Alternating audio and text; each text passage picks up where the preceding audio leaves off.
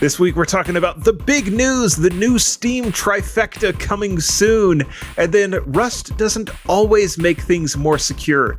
AI is in everything, and we sort of hate it. Oh, and don't forget, there is the battle for how long Linux desktops are going to be supported, and we're pretty sure it's trending towards infinity. You don't want to miss it, so stay tuned. Podcasts you love. From people you trust. This is TWiT. This is the Untitled Linux Show, episode 229, recorded Saturday, November the 15th. Full steam ahead. Hey folks, it is Saturday, and you know what that means. It's time to get geeky about Linux and open source. We've got all kinds of stuff to cover. Some really big news this week, actually. Some things that we have been teasing for a long time have finally come true, and we're going to talk about that here in just a minute. We've got the guys. It's the whole group. We've got Rob, Jeff, and Ken. Welcome, guys, each of you to the show. Hello. So good to be here, everyone. I was telling the guys before we got started that I have been today in Raspberry Pi land. Someone sent me a prototype of a Raspberry Pi hat. It's one of the Hat Plus that has an EEPROM built into it. And I've been looking forward to this for weeks to get it and start playing with it. And I got it and I plugged it in and I rebooted the Pi and nothing happened. And so it's like, oh, well, let's read what's actually on the EEPROM. And it is, I forget whether it's 32K or 32C 24K. Anyway, it's not a huge EEPROM.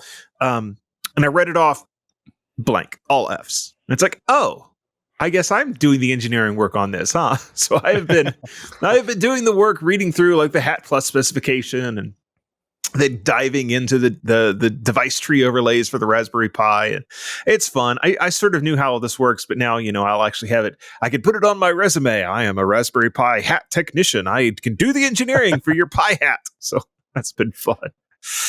Yeah, I didn't have anything that cool. I'm a hardwood floor technician this week. That's taking up my time. So I don't have any cool Linux stuff, but I can tell you all about putting in a solid hardwood floor. Now it's related though, isn't it? Because isn't this going to be your new office? It is. So hopefully in a couple weeks, I won't have the same background anymore. I'm going to ditch the green Definitely screen. by next year. Do what? Definitely by next year. Oh, before Christmas. I mean, hopefully by next year. That project will have gone really wrong. New office. Yeah.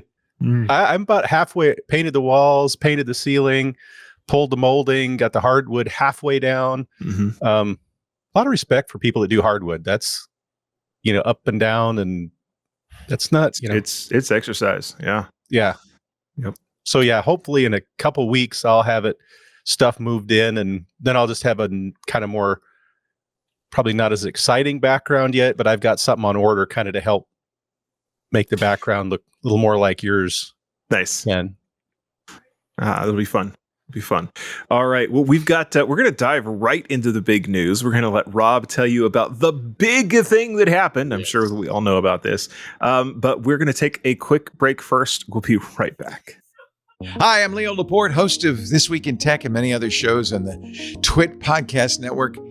Can you believe it? 2026 is around the corner. So this, my friends, is the best time to grow your brand with TWiT.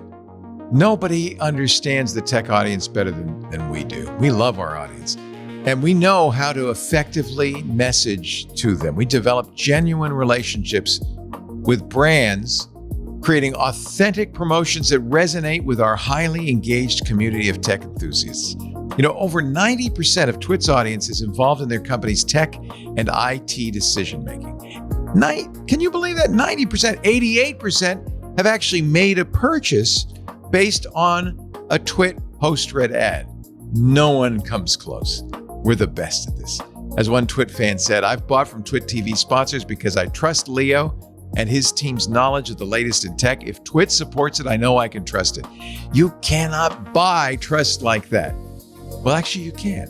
You can buy an ad on TWiT. All our ads are unique. They're read live by our expert hosts, Micah Sargent, me. We simulcast all during the shows on our social platforms, so everybody can be watching live.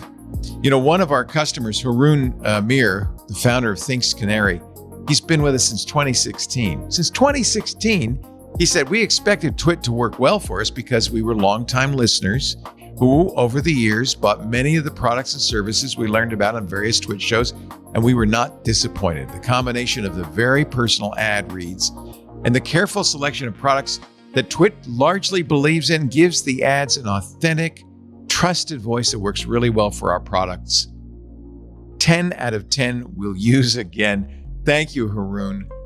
We love you, and it's been 9 years. That's the proof, right? Partnerships with TWiT offer valuable benefits, including over delivery of impressions.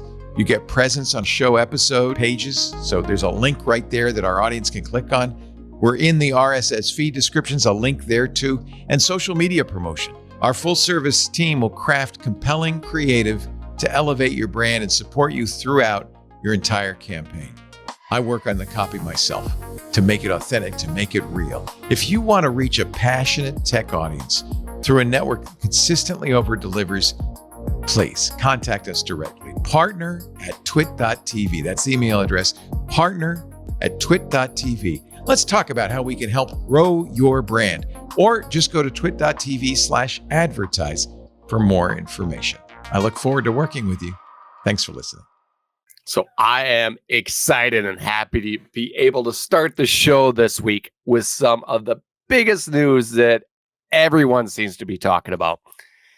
And I have no idea how Jonathan did it, but he predicted a lot of this stuff. A lot of this stuff. Somehow he read the tea leaves and he knew it was in the works.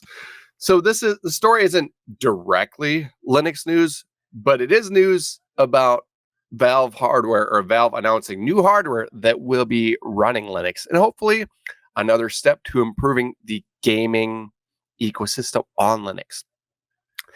And even if you aren't a gamer, anything that grows Linux usage is good for all Linux users. Mm-hmm. And the Steam Deck, it must have been a great success, because this week Valve announced 3 new products, including the Steam machines, a VR headset called Steam Frames, and a new Steam controller. So starting with the Steam machines they announced, these are designed to be a Linux-powered living room gaming console, but doubles as a conventional desktop PC, running SteamOS 3, which is Arch Linux based with KDE Plasma. The CPU comes with a AMD Zen 4 processor, 6 cores, 12 threads, up to 4.8 gigahertz clock speed. The GPU is a semi-custom AMD RDNA 3 graphics with 8 gigabits of GDDR6 VRAM. Memory is 16 gigabits of DDR5. Storage comes in 512 gigabits NVMe SSD, or 2 terabytes. And expansion slot has a high-speed micro SD card to put more in there if you need. The wireless stuff in here comes integrated with a 2.4 gigahertz Steam controller wireless adapter, Wi-Fi 6E, and Bluetooth 5.3, and a wired gigabit Ethernet port, which is what I do with all my stuff. If I could wire it, I wire it. Display outputs, HDMI 2.0, DisplayPort 1.4, supports HDR and FreeSync. USB is 2 USB 3.2 Gen 1s, USB-A 2.0 high speed, and USB-C 3.2 Gen 2. Other features include 17 individually addressable RGB LEDs for system status and customization, designed as an open platform optimized for Steam. Next on the list was an unexpected item for me, is the Steam Frames. But it explains the ARM emulation work that Valve has been working on lately that we reported on this summer. And we speculated some kind of ARM device coming. I didn't know it was going to be a VR headset, but here's what that's all about. So with the frames, you're looking at a streaming first wireless VR headset designed to handle your entire Steam library. Lightweight and said to be comfortable, and also runs SteamOS 3. And with all these things running SteamOS, that means you really could probably put any Linux you want on there. So imagine installing whatever Linux you want on your VR headset. That'd be cool. You could really tinker around with that. But I digress. Let's continue. The processor is a Qualcomm Snapdragon 8 Gen 3, which is an ARM64 4nm processor. RAM is 16 gigabits. Storage up to 1 terabyte UFS internal storage, and it has a micro SD card slot for expansion. The resolution is 2160 by 2160 LCDs per eye, because you got your 2 screens for your eyes there. Mm-hmm. Refresh rate up to 144 hertz. The lenses are custom pancake lenses. Field of view is 110 degrees. So, a little more than 90, I guess. If you think about a 90-degree angle, you got a little bit more.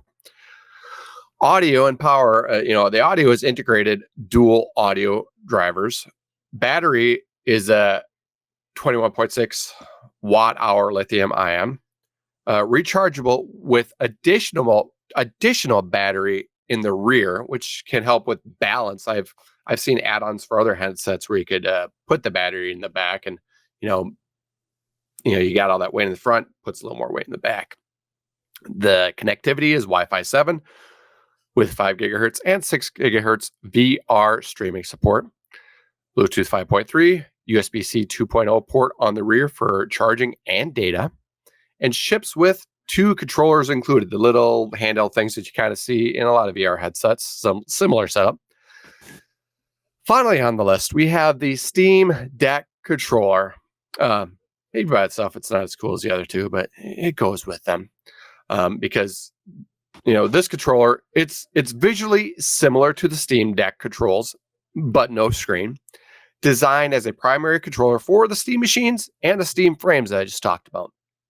Has 2 full-size magnetic thumbsticks, capacitive touch on the sticks too, 4 haptic motors, 6-axis IMU for motion, and then there's 2 capacitive touch areas like trackpads, which is just like on the Steam Deck has. Battery is 8.39 watt hours lithium ion for up to 35 hours of gameplay. USB-C connector supports USB-C tethered play, and with all these, honestly, I don't need these because I play my games on the computer, but I know that I will be buying these. As long as I can afford them, I'll be buying them one at a time. I will tell you, man, I've got one of the previous generations of Steam controller, and there are some games that I prefer it for over the mouse and keyboard. Particularly racing games are much better on a joystick, something like that. One reason I've always preferred playing on the computer, especially with like shooting, is the preciseness you have with the mouse. Mm-hmm. But I imagine those little touchpads could probably fulfill that need pretty well. Yeah, the original Steam controller, they emulated a trackball with it. That was the whole idea, is when you touch that touchpad with your thumb, it's supposed to feel like a trackball. And they did a really good job of it. Ken, is that your gaming controller of choice? No, that's my home theater PC remote of choice. Uh-huh. It's not quite up to playing games in the same way that the Steam Deck, the Steam controller is going to be. No, yeah, the thing with like flight games and racing games is you want that analog feel versus it can be a little digital with a mouse where you're trying to turn and it's too much and not enough. And I feel like the mouse isn't bad, but I know sometimes on a computer when I am using the WASD. And I wish it would be more sensitive. Like, I don't want to just go all into the right, all into the left. I wish I could just go, be touch sensitive. Just go a little bit here, a little bit there. Yep. I got a feeling they're probably going to sell a lot more controllers than they will the Steam machine. See, you say that, but the Steam controller in the past has not been their hot seller. So I don't know. What? if you have a Steam machine, you probably want the controller. So everyone who has a Steam machine is probably going to have a controller or two, but there's going to be others. So I agree with that just because of that. Yeah.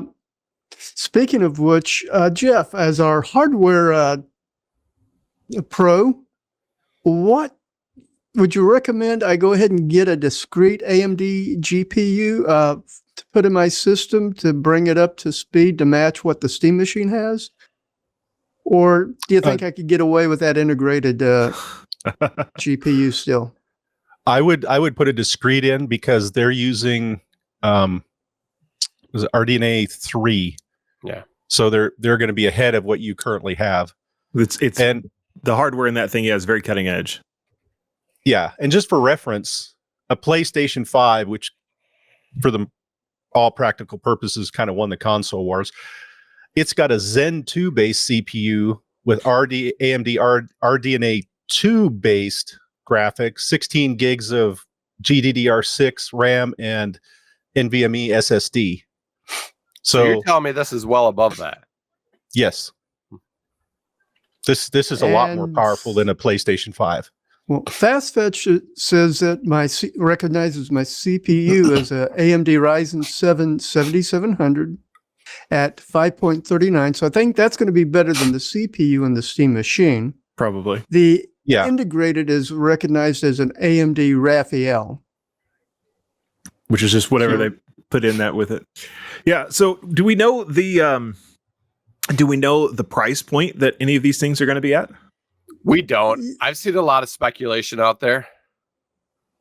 Yeah. And any speculation you care to share? I mean, this is just people like me and you. And the one that I go along with is $800 to $900 for a Steam machine. That's a lot. Other people have said 500, but that seems too little for that. When you think of, I don't know, maybe not. I guess if you compare it to like a Steam Deck, it's a Steam Deck, except for without the screen. So maybe it should be less. I don't know. The argument can be made both ways. I'm comparing it with like a gaming desktop. Yeah. And you're still cheaper there. Yeah, it should be cheaper. I mean, because they have just one hardware form they can crank out. Some of it's going to depend on how many think they're going to sell. Mm-hmm. The higher the volume, the cheaper they can make them. Yes. Yeah. I have been impressed. You know, I remember when Valve first made their first foray into hardware and thinking, what are they doing? These guys are crazy. You're making money hand over fist on software. Why are you going into hardware? No, don't do it. And I have been consistently surprised and impressed with, one, that they've made such good hardware, and two, that apparently it's made business sense for them. They've made money with it without it, being ridiculously expensive. I am very impressed with Valve's hardware offerings and continue to be. So yeah, and we have a Briggs in the Discord says LTT said it will be more expensive than a console since they won't be making money off game sales like traditional console. I would disagree with that. I think LTT is way off on that one because it's an enabler for their system. Yeah. If they sell, 1 million of these at basically at cost or slightly, above cost, mm-hmm. That's just added that many people to their environment, into the Steam ecosystem. Yeah, yes and no. I mean, a lot of those people are probably already Steam users. So yeah, I don't know that it's all of those are going to be new added into the ecosystem. Well, no, but I mean, it's going to help, and it pulls people that are normal Windows gaming people or console people into PS5 users in. Because they'll visit a friend who's a Linux geek and has gone into the Steam's environment. It's going to get where it's probably going to get is if it's cheap enough, it can get the hardcore PC gamers because it's going to be cheaper for them to invest in that and do the other things they want with it. Maybe not the hardcore ones. The hardcore ones won't, because the hardcore ones are going to be running much better hardware. Like for me, I've got better hardware in my PC. Well, the really hardcore ones are going to have their hardcore desktop in one room and then also buy this to connect to their TV. There's another really interesting take on this that I was just thinking about, and that is sort of a very backwards and upside down vendor lock-in approach. So like a Linux machine, what option is there other than the Steam store?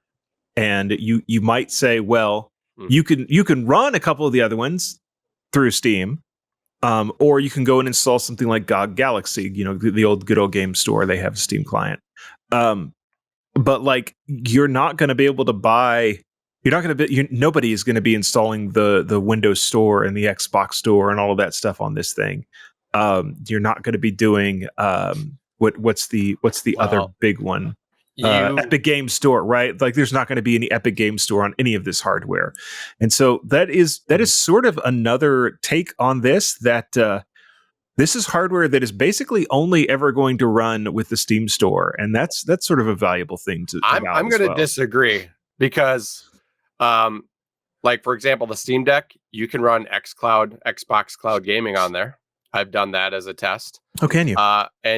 And being a Linux box, really anything that you can install on a Linux desktop, any other gaming thing, you could install on that. You can. And really, this potentially, if this is a system, I got a couple things, Ken. If this is a system, yeah, I heard you take on those breaths to talk. If this is if this system gets out there widely enough, this could open up the others like the Epic and whoever else be like, you know what? We want to be on there. And it could, maybe they're going to want to improve their Linux gaming and provide ways to install that on that. Now, the other thing I had to say, Ken, as you said, taking away from console users, there is another rumor out there that the next Xbox is actually going to have Steam on it.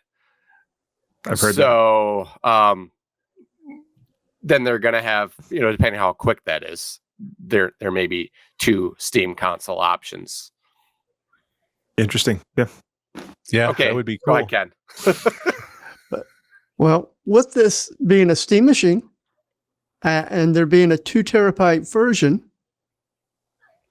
I could potentially see some adventurous person installing Windows on a VM on it.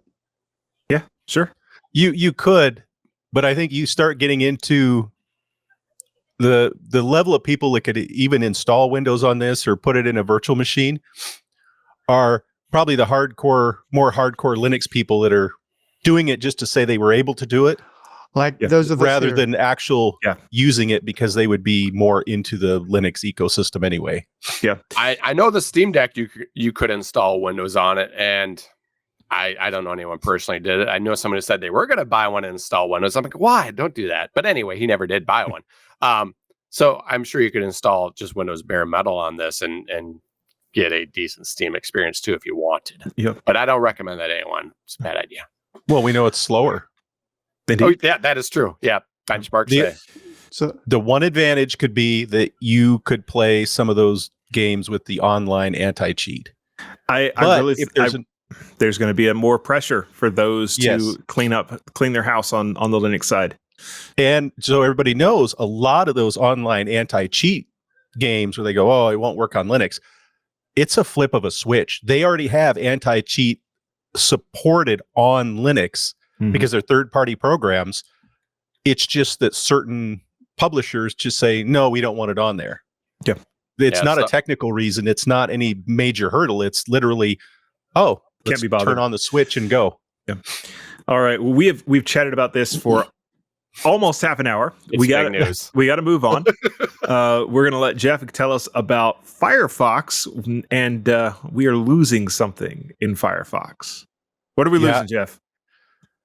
So we have a new Firefox with some fixes and some goodies included, but the very biggest change is they've dropped 32-bit support. They no longer build or support 32-bit, and now they're only going to support 64-bit versions going forward. Now, if you have a system that is 32-bit, you need to upgrade, or you need to just stop. You can't use modern Firefox. You'll have to stop at version 144, or of course find a different browser.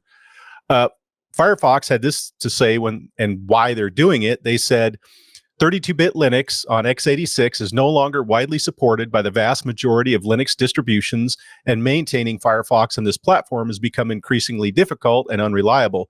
To focus our efforts on developing the best and most modern Firefox, we are ending support for 32-bit x86 Linux. So I said x86 because if there's 32-bit other platforms, that's not affected. This is only the x86 32-bit they're getting rid of. There are new privacy protections coming, which will help further reduce fingerprinting. For those who don't know, fingerprinting is where a website can look at your browser, your OS, your location, several other things to create a unique set of data, which they can track you with. Because while your data might match someone else, with the amount of data they collect, it's a very high ability to track just you. There's not a lot of overlap just from the sheer volume they are able to get through the browser. If you use group tab browsing, you can now see what tabs are in a group by hovering over it without actually opening the group. And this version will also compress local translation models to help with download sizes, and it's going to have local storage savings. So they'll be compressed and just uncompressed when they are needed. There's a ton of other upgrades, but I didn't go over. But take a look at the first article linked in the show notes. You'll see full details of everything I didn't cover.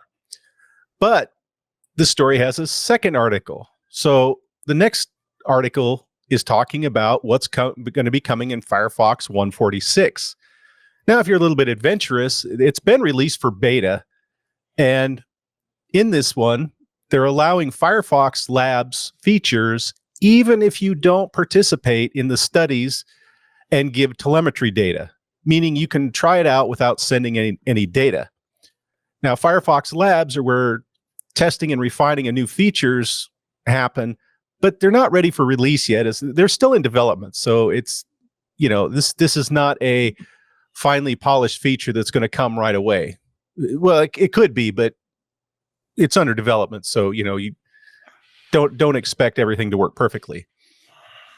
You can beta test features in your stable browser basically when it's released. So when it's fully released, turn on Labs, you like this certain feature, you turn it on and you try it out. So you're kind of half beta testing. Enabled by default, coming with 146, is seeing link previews by using a shortcut or by clicking on a link. And you can also use this feature to have AI read the beginning of the page and produce a key point summary.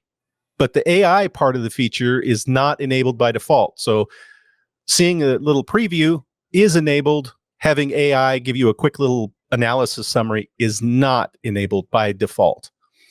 There are several legacy keywords which have gotten more support, various web format standards and stuff that they've got a little better support for. In a few little cases, they've added some stuff.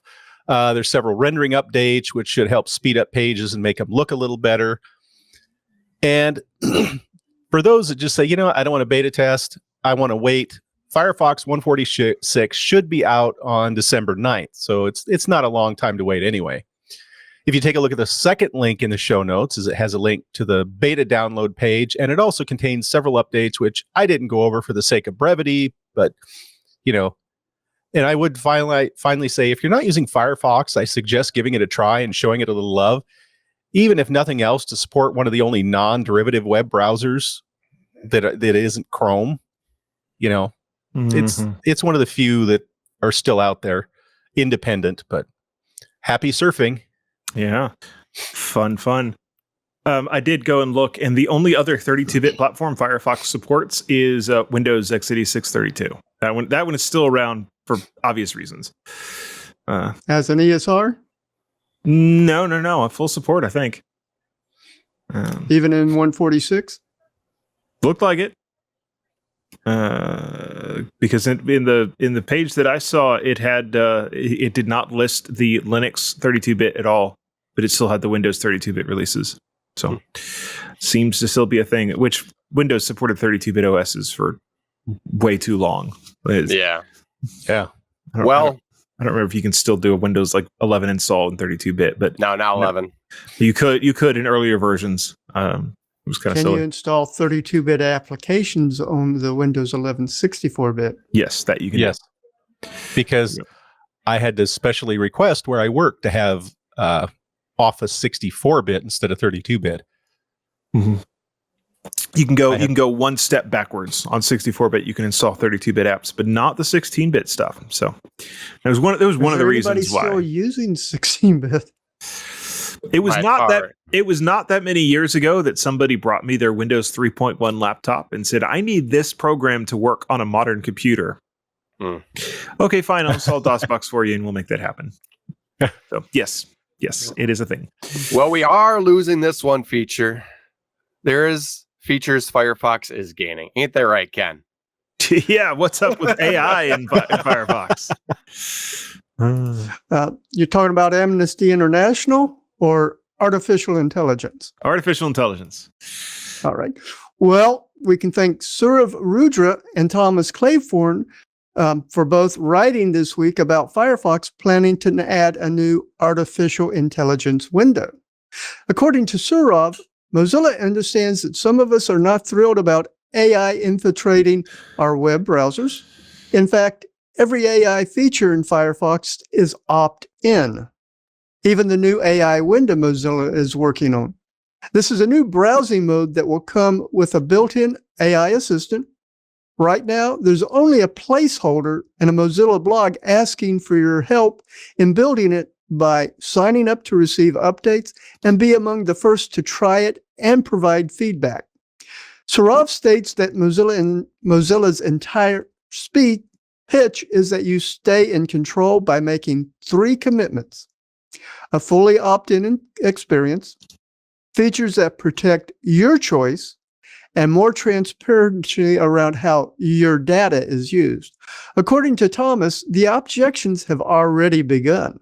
He provides a link to the Mozilla Connect discussion thread where the first comment posted reads, and here I'm quoting exactly from it, "Once again, Mozilla is sprinting to the chase after the stupidest tech brain trends and not actually focused on improving the product at all." The next two items in the thread discuss disabling the AI window or turning off all opt-out AI features. Thomas states that were this the view of only a few, Mozilla would not need to chide its community for rejecting AI. The AI window web page begins, "The web is changing, and sitting it out doesn't help anyone." Will this cost Mozilla some community goodwill? Probably. Mozilla will also incur labor costs as AI-related bugs must be evaluated and fixed. Executive Director of the Mozilla Foundation, and I do apologize if I'm mispronouncing this, Nabiha Saeed, said in August that the internet isn't necessarily experienced in the browser and that AI is the next mediating technology. Nabiha said, "The through line is it's artificial to define the internet as something in a browser or something in a social web feed or AI. They're all part of a digital experience." Thomas states that the digital experience for almost every browser today includes AI, Mozilla Firefox, Google Chrome, Microsoft Edge, Apple Safari, Opera Neon, and Brave have all incorporated AI services to varying degrees. Even OpenAI and Perplexity have their respective Atlas and Comet browsers as distribution platforms for their service. I ask everyone to read both articles before answering this question. Where do you stand on integrating AI into the browsers?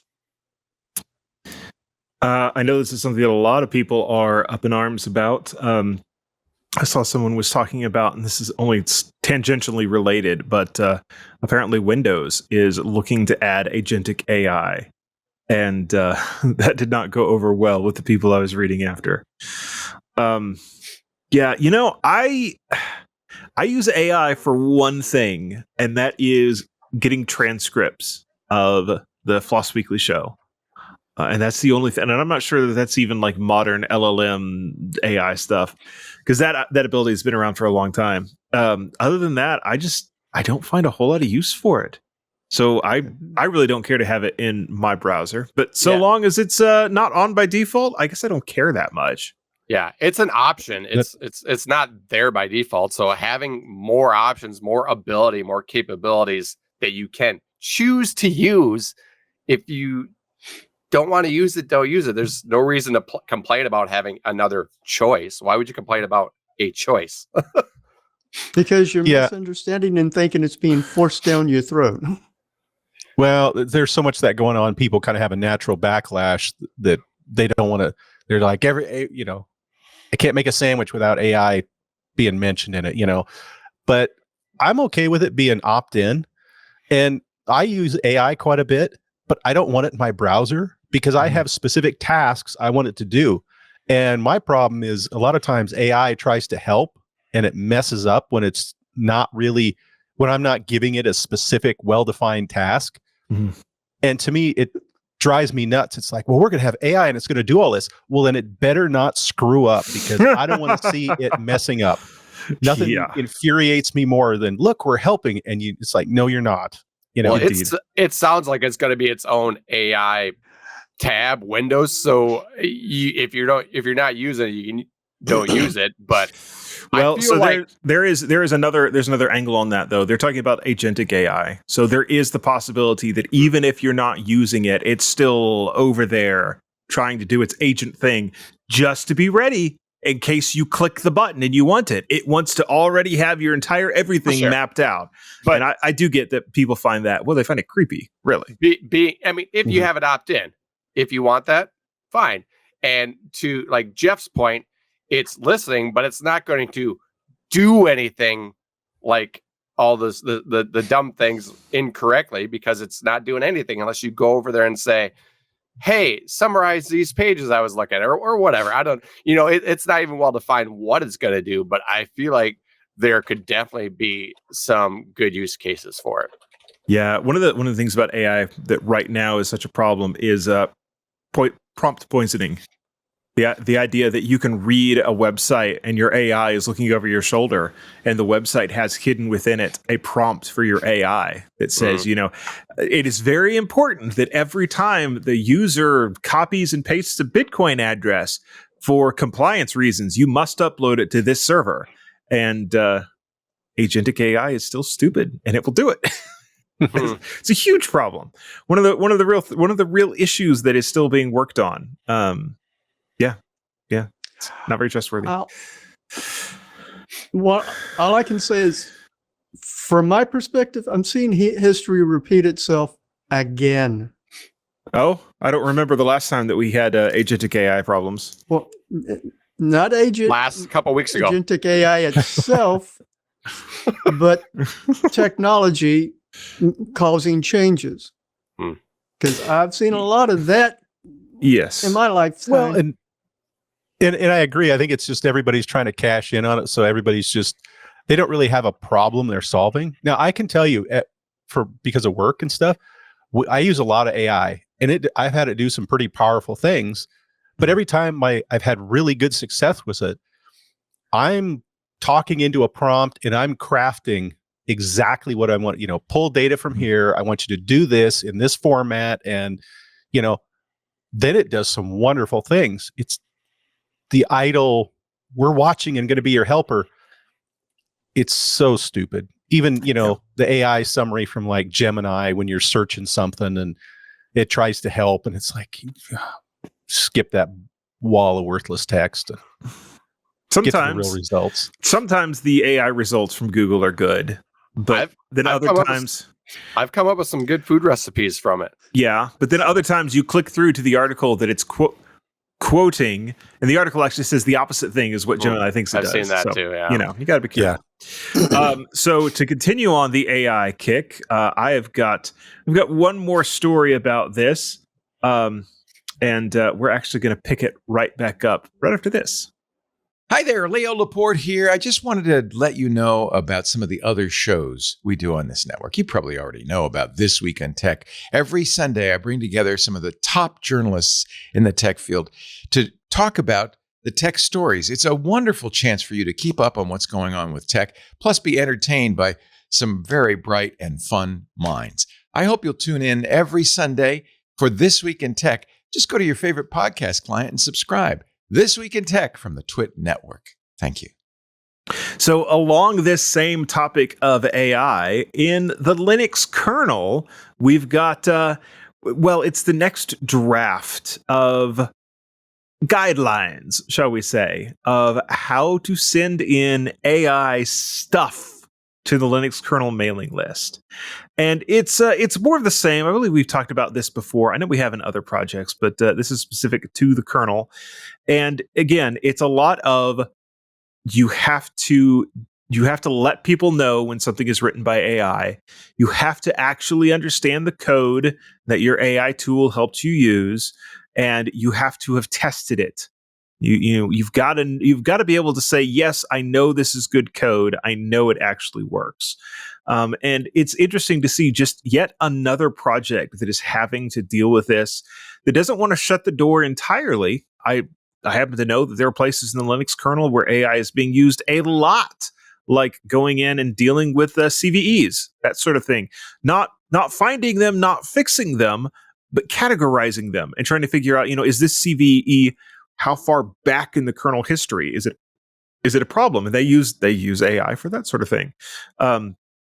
So it's useful to have these guidelines, and I will tell you from personal experience, any sort of reasonably popular open source project, you're going to have to deal with this. There will be people that have just the greatest idea where they let an AI go in and, change 20,000 lines of code.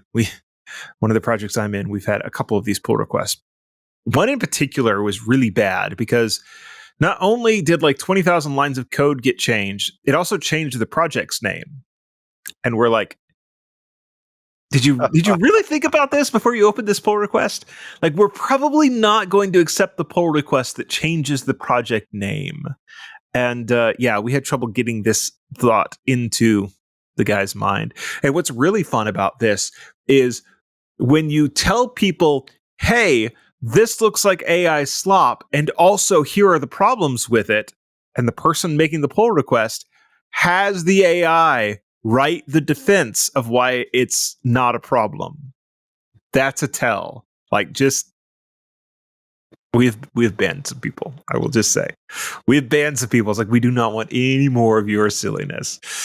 So good for the kernel for trying to get out ahead of this, not completely closing the door, and trying to come up with some reasonable guidelines here. Yeah. Yep. This gives me some good ideas for some pull requests, some programs to make. But yeah, you have fun with that, Rob. Yeah. Just don't come to any of my projects, man. I don't want to see it. I don't want to have to ban Rob. I want to have a whole Discord plugin where I could just type in roughly what I mean, and then it translates into some fluffy AI response.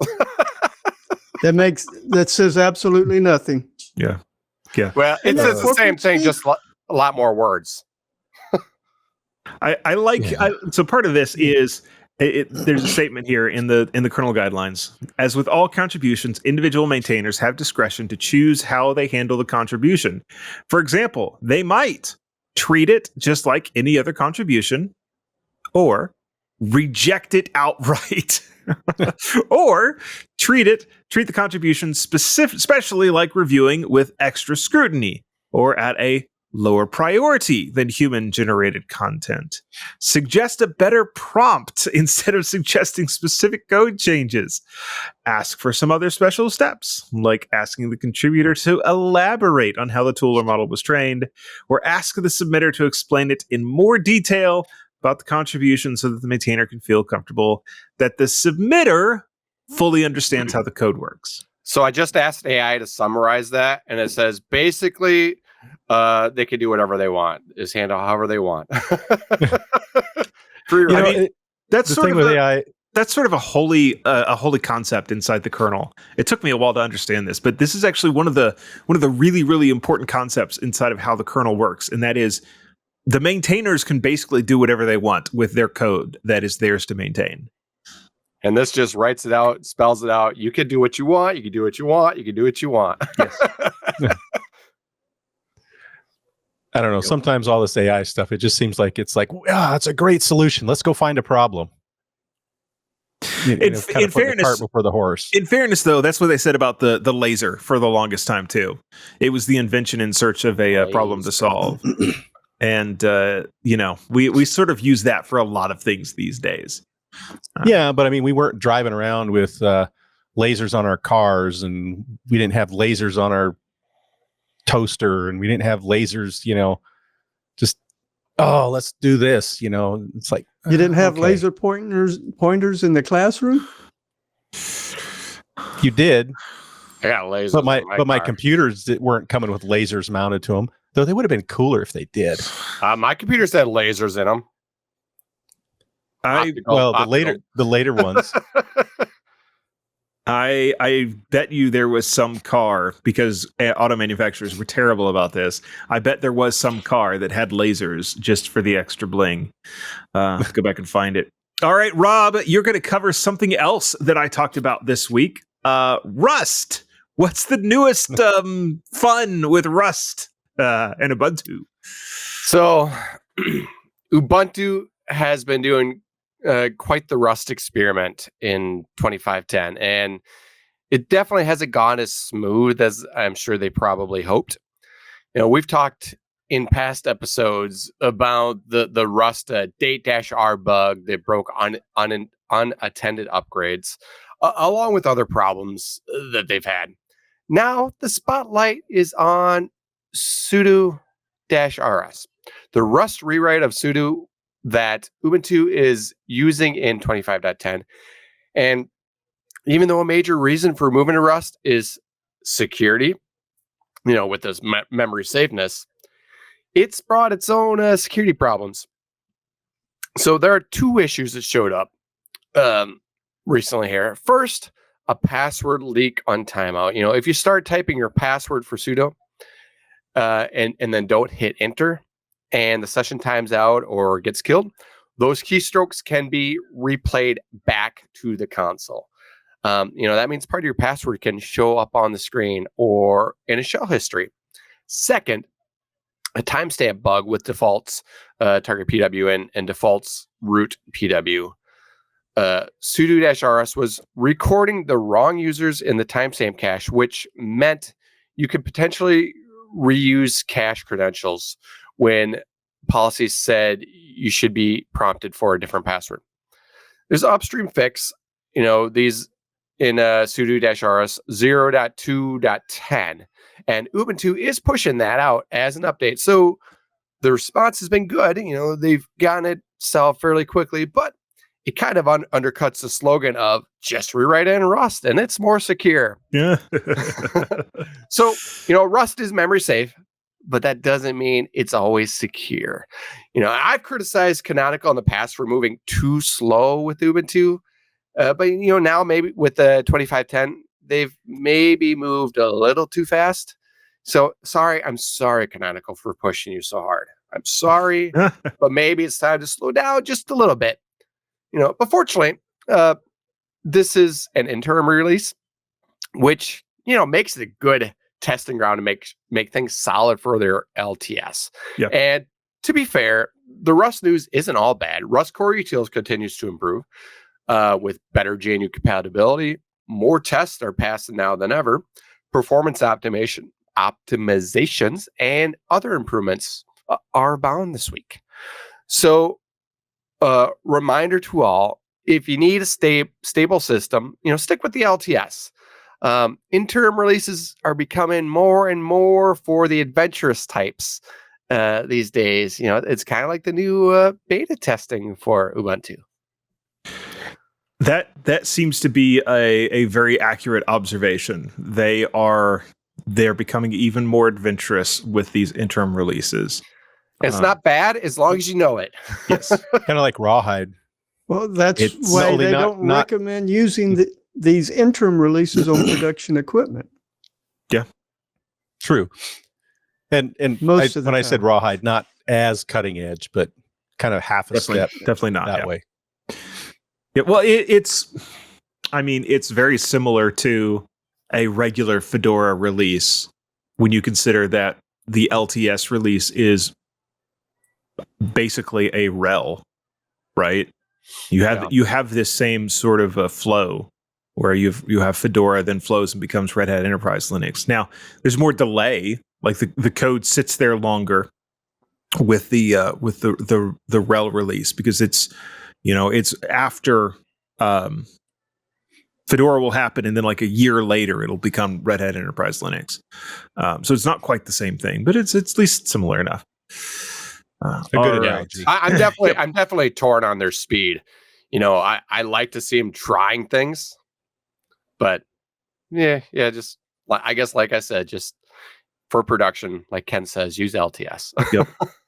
All right, Jeff, what is up with AMD's EPYC and this new? It's a benchmark, and it's in a different place. Where are we talking about this? Yeah, this is going to be a little different than we normally cover. So, well, somewhat. So this week is for benchmarking, and now I'm going to say Rob's favorite word, Microsoft. Their Azure cloud has instances run with custom AMD EPYC chips, which use HBM3 memory. Now, HBM memory is high bandwidth memory. It's a stack of memory chips.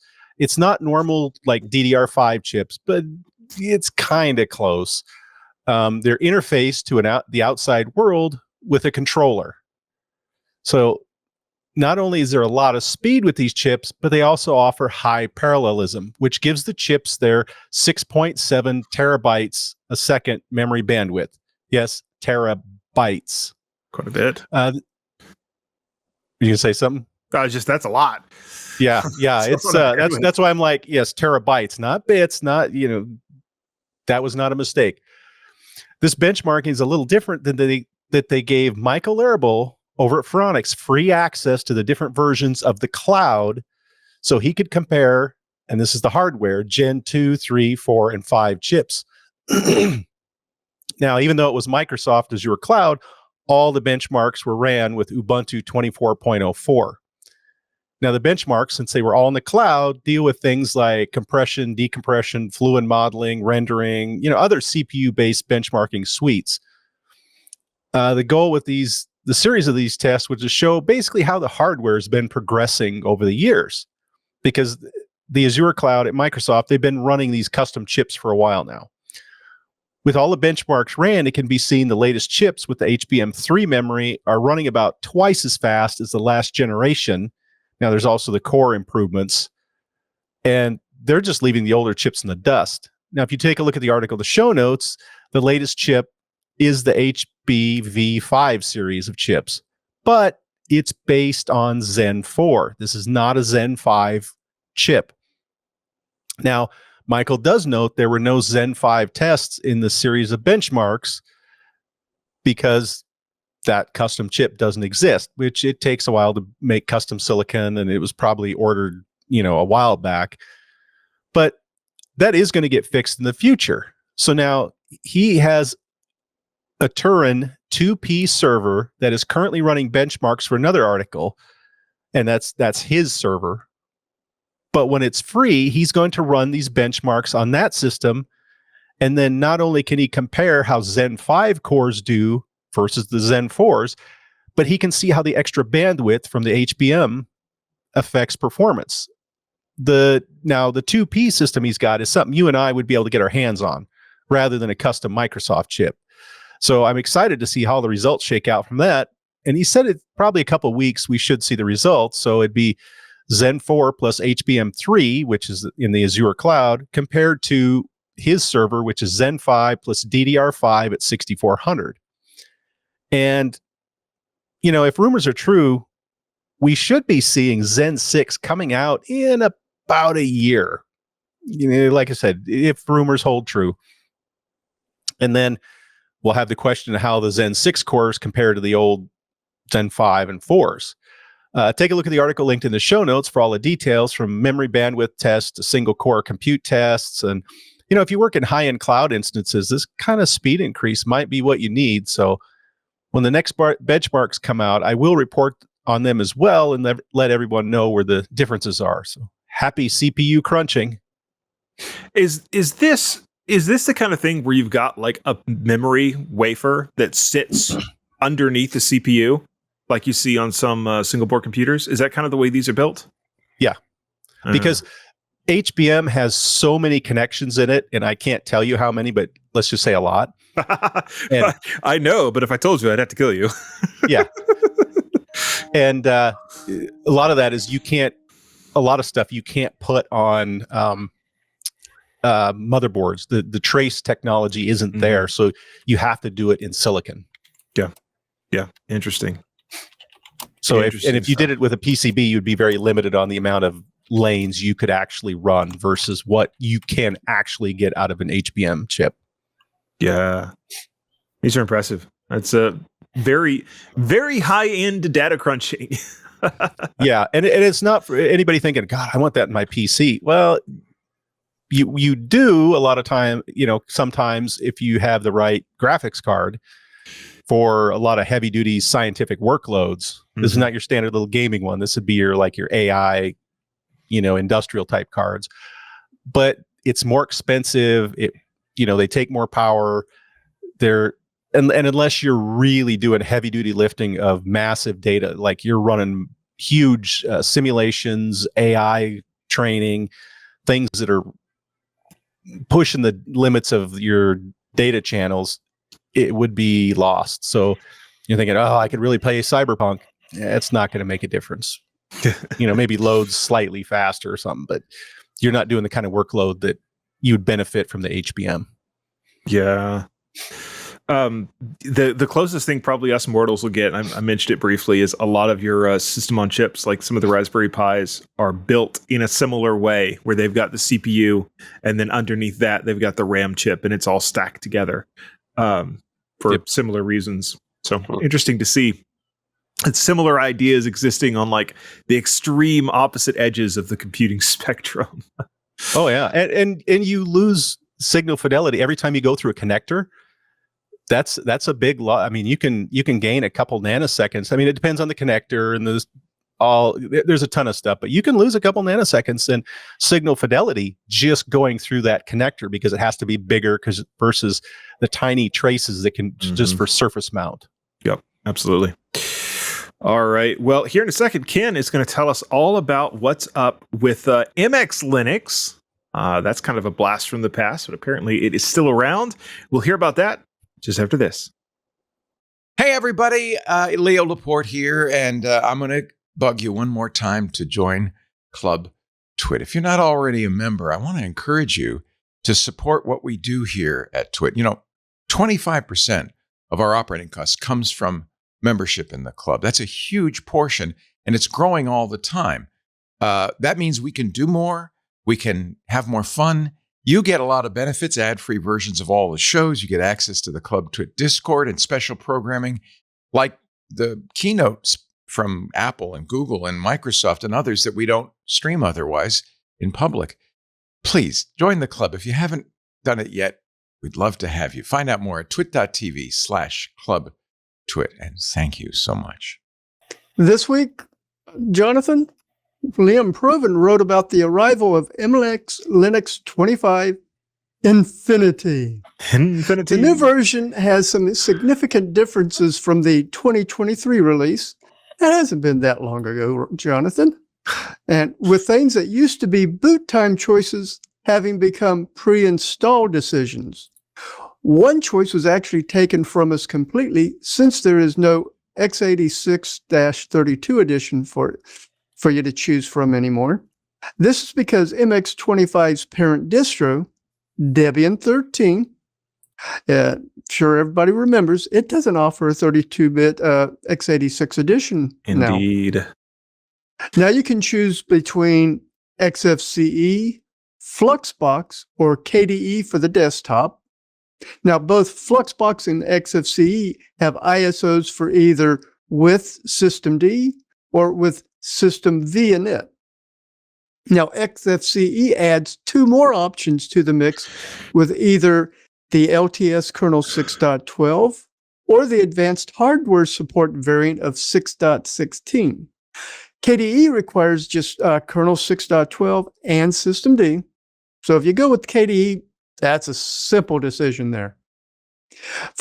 So this gives you a total of 7 different ISOs that you can choose from. There are some new features and improvements, starting with the installation program. One new feature is it can now enable ZRAM memory compression as well as conventional file or partition-based swap. The MX installer also has a new option to replace an existing Linux installation in place. If you do this, it can preserve the contents of the /home tree, so any users will keep their files and settings, although you'll have to recreate the user accounts afterwards. This is useful because, as used to be the case with some other popular distros in the greater Debian family, such as Mint and Zorin, MX Linux doesn't directly support version-to-version upgrades. The official route is an in-place migration. The suite of handy MX tools for system maintenance and adjustments have been updated to use Qt6. You can use the one called MX User Installed Packages to make a list of all the extra Debian packages you may have installed. The resulting list can be converted to a script to reinstall them. MX25 also inherits Trixie's support for a new repository config file format, the catchily named Deb822. All 3 desktops have been polished and spruced up a little with tweaks to XFCE's Whisker menu, Plasma's Dolphin file manager, and Fluxbox's panel layout, app menus, and more. According to Liam, MX's configuration of the XFCE desktop is one of the best in the business. It defaults to a vertical panel for the most efficient use of widescreen monitors with the dock-like taskbar plugin. This brings a Windows Vista-style iconic taskbar instead of XFCE's default buttons. Apps can be pinned to the taskbar for easier launching, and icons show indicators if more than one window is open. It uses the multifunction Whisker menu in place of XFCE's very simple default launch menu with added search, session management, and more. Moving the left to right horizontal panel into a vertical orientation normally puts the launch button at the top, but MX puts it at the end of the panel instead, meaning that users more accustomed to Windows' default horizontal taskbar will find the launch button where they expect it, in the bottom left corner. It's a much better config than the XFCE default of a largely empty top panel and a bottom panel configured to resemble a dock. And it's also a smarter layout than Xubuntu's single panel. Liam goes on to describe trying the systemd and system vInit versions of the XFCE edition side by side in VMs, as well as the sysv edition on the bare metal of his old ThinkPad. I'll let you read Liam's article to find out what differences he experienced between the system V and the or with system V on the bare metal. And now I'm going to switch over and show my screen. You're showing us Pipewire at the moment. Yes, I am. I don't know why, but it's not automatically updating. Make sure you go in and. I was going to say, make sure you don't kill Pipewire while you're in the middle of talking. What's that? Don't kill Pipewire in the middle of talking. Yeah. But here I've got MX25 with the XFCE desktop, kernel 6.12 and sysv in a VM that I'm trying out. It pops up with this when I first load it. I've got it set to show that this dialog at startup every time, just so I could show it to y'all today. But it does give you the options of going through and looking at the tools and even taking a tour. I haven't even done that yet. This is so new. Yeah. So you're running the 6.12 kernel? Yep. apparently, and this is something I didn't know about, but apparently they also offer, not for all of their desktops, but if you want to run XFCE, they have the AHS edition, which comes with the licorice kernel. Well, I mean, they spell it slightly differently, so maybe it is licorice. It may be licorice now that I look at it. Anyway, yeah, it's 6.16, and it's got those extra bits in there, the patches and stuff on top. Might be interesting to play with that as well. Well, if we're talking about MX Linux here, I'm going to say shout out to Adrian, one of the lead developers, who used to be a listener of the show, maybe still is.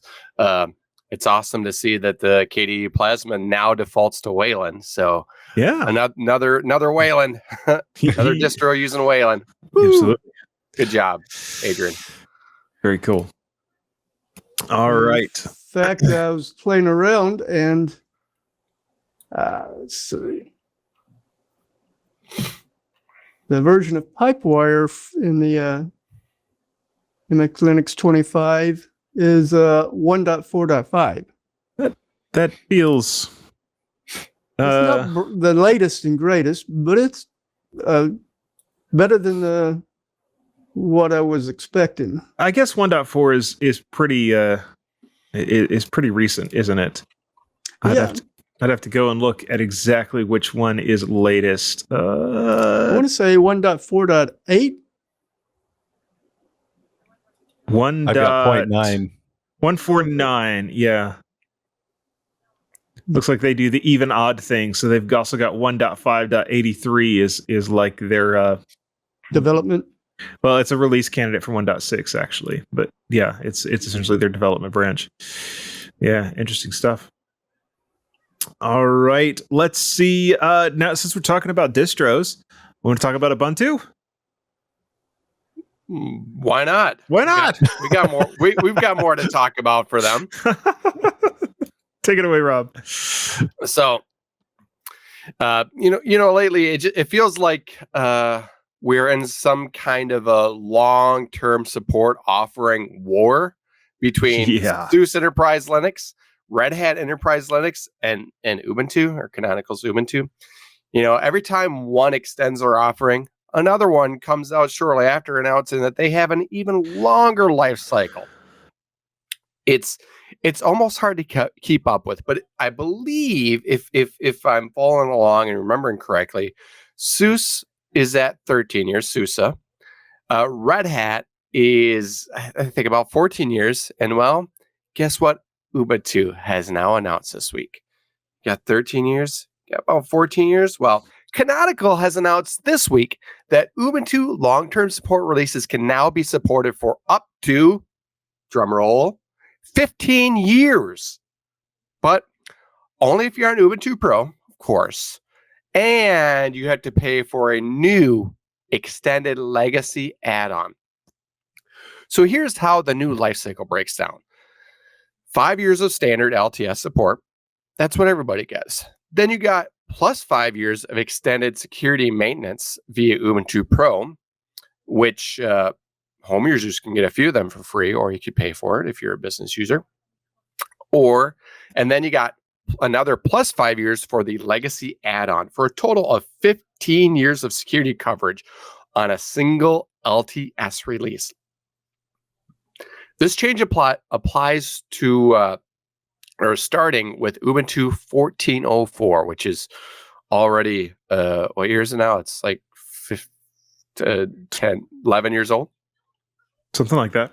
Something like that. This is not the math show, which now gets support out to 2029. The same pattern will apply to later LTS releases as they age. So 16.04 LTS will go to 2031, 18.04 will go to 2033, 20.04 to 2035, 22.04 to 2037, and 24.04, which is our most recent LTS until next year, will go all the way to 2039. Let's see, how old will I be by then? Old. Old. You'll be old, man. I'll be old. So originally, Canonical introduced Ubuntu Pro back in 2022 to extend LTS from 5 to 10 years. using their ESM. Then in 2024, they added the legacy add-on as a paid extra, but it only gave 2 additional years. So that made it a total of 12 years. Now they're expanding that legacy window to 5 years, which is what pushes everything out to a full 15. Canonical says the demand is coming from a highly regulated and hardware-dependent industries. Think like factories, medical gear, telco boxes, financial systems, places where just upgrade it isn't realistic. These are kind of the enterprise users that Jonathan was talking about in a previous story, or was it Jonathan? Not something most of us are going to see, but upgrades can break things like certifications, disrupt tightly controlled environments, or simply be too risky and expensive in the short term. So for those customers, paying for longer support buys breathing room, more time to plan and fund migrations while still staying patched and compliant. A couple important caveats. Ubuntu Pro itself is free for home users on up to 5 machines, but the legacy add-on is not. It's not free for anybody. It's a paid extra price at about 50% premium over standard Ubuntu Pro. And it's clearly, as I said, aimed at businesses and enterprise customers. Not likely something you or I are going to be using, at least at home, maybe in your business. So, and also, additionally, for those of you who've done the Ubuntu Pro thing, it's pretty much like flipping a switch. But with this legacy add-on, you can't just flip a toggle in a GUI. The legacy add-on has to be explicitly enabled via Canonical sales team or your account manager. So Canonical is turning Ubuntu LTS into a 15-year platform for organizations that absolutely need the long-term stability and are willing to pay for it, while still keeping the normal 5 to 10 years options for everyone else. So who is going to announce the 16-year life cycle next? They keep going up. They used to go up by more, but now it's just like they're way out there. So it's like 1 year at a time. So I'm going to guess Red Hat. It's going to be Red Hat. SUSE, obviously. Now, if someone else comes out and jumps out. SUSE Enterprise? Yeah, SUSE. I think Red Hat's going to beat SUSE. SUSE came out with the last one, so you got to stare them up. So, but before we know it, many of us we won't even have to worry about upgrading our systems again in our lifetime, because it's just going to be, 100-year support. Yeah, that's what I was going to ask. The rate that the support is growing in time, is that exceeding the rate the time is actually passing? Are we tending towards infinity here? Because we added 3 years only a year and a half ago, or whatever. I don't know since then, but yeah, we've been growing faster than time. So trending the other towards infinity. I like to see that trend. The other reason it's not for consumer hardware is a lot of consumer hardware is not going to last 15 years you'll have machines last that long, but usually they're not running day in and day out 24/7. You need the enterprise heavy duty hardware that will handle that. If it's a VM though, you can move that system to the system without without changing the system, migrate system without the OS ever really changing, and the hardware can keep growing. You could shuffle VMs. I've got good news. I can wait till 2030 until I'm forced to upgrade that Ubuntu 20.04 that I'm still using for my file system. See, here's the thing though, as a home user, that takes all the fun out of running Linux to run something that old. I want to run the latest and greatest. That's half the fun. On your server or on your productions? Both. On honestly, laptop that both. You can nuke every 6 weeks. Honestly, both. It's pretty at cool. home. It's everything. Pretty cool. Yeah, it's pretty cool to have the latest and greatest on the server too. Even my web servers that are somewhat production. I have people paying me a little bit to have stuff on there. I still like to keep them updated just because I'm like, oh, it's got to be time to update. Oh, I'm only 6 months behind here. Only once did I have a really old one. I wish they had Pro back then. I could have used it at one point. Yep. Yeah, my server, right. I just run the latest LTSs. I give them a couple months to be out, and then I just jump to the latest LTS. I always take a snapshot because my stuff is always VMs except for my desktop, obviously. But I always take a snapshot, do my upgrades. If something breaks, which it hasn't yet, if something breaks, I'll just roll it back. Yeah. All right, so we are apparently in Distro Corner, and it is time for OpenSUSE Tumbleweed. We're going to have 2 back-to-back stories about OpenSUSE. Jeff is going to take it first, and then Ken will pick it up. Jeff, take it away, and what is up with OpenSUSE apparently performance at the moment? Yeah, we recently had a story on different distributions, which were all benchmarked for speed, and this was on at Phoronix, Michael Arable. But the problem was, and people called it out, was that like CachyOS, Fedora, and Ubuntu were the only 3 that were tested. And a lot of people said they wanted to see another distribution, such as OpenSUSE Tumbleweed. Michael said that he had a lot of feedback saying Tumbleweed would give much better performance and put up a better fight with CachyOS. So Michael listened and added Tumbleweed to the results. Now, he didn't rerun the others, but we just ran them a couple weeks ago, so they're pretty fresh. Same hardware as the previous benchmarks, and again, the OS was just how it was out of the box. No changes, no tweaks, just a fresh install, and that's it. Just for a refresher, the others were Ubuntu 25.10 running kernel 6.17, Fedora 43 with kernel 6.17.1, CachyOS with kernel 6.17.7, and Tumbleweed was running kernel 6.17.6. Now, all this was run on a framework desktop with the AMD Ryzen AI Max Plus 395, 128 gigabytes of RAM, and 2 terabyte NVMe SSD. Now, benchmarking included gaming along with other graphical benchmarking, programming, encoder, compression, and a lot of other, mostly CPU-based benchmarking. There was some gaming, there was some stuff graphically, but the big chunk was CPU-based. Well, how did Tumbleweed do? It came out on top of Fedora by a small margin, but CachyOS was still out on top. Now, I will say it was just a few percentage point difference, so it isn't something that it's going to be earth-shattering. The slowest distribution was Ubuntu, and it was roughly 10% behind Cachy, and then the others are splitting the difference in the middle. So other than a benchmark, no one's really going to notice the difference. And even really from Cachy and Ubuntu, it's if you're not running benchmarks or heavy-duty workloads, you're not going to really notice a difference. Looking at the comments, there's a lot of questions on what was going on with Tumbleweed because people thought it would be a lot closer to Cachy because Tumbleweed also has the version 3 compile options. But it was also noted that while Tumbleweed does have the more advanced compile settings on, there are less packages outside the kernel which are v3 compiled. So it's not nearly 100%. Like CachyOS is pretty much all compiled at the rating of at the level of your hardware. It sounds like there's some gaps in Tumbleweed where they've got some base programs that aren't advanced compiled.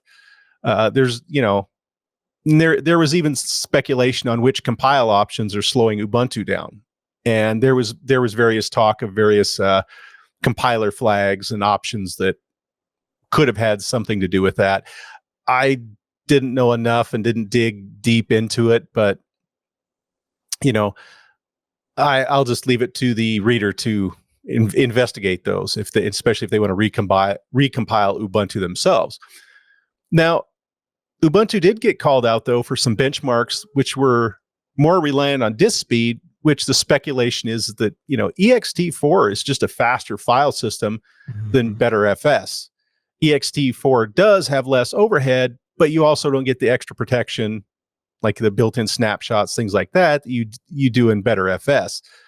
Though you can say ext4 is very stable and solid, so, it's kind of possible to really get into the pedantic level of which is better. It's kind of when good enough is more than enough.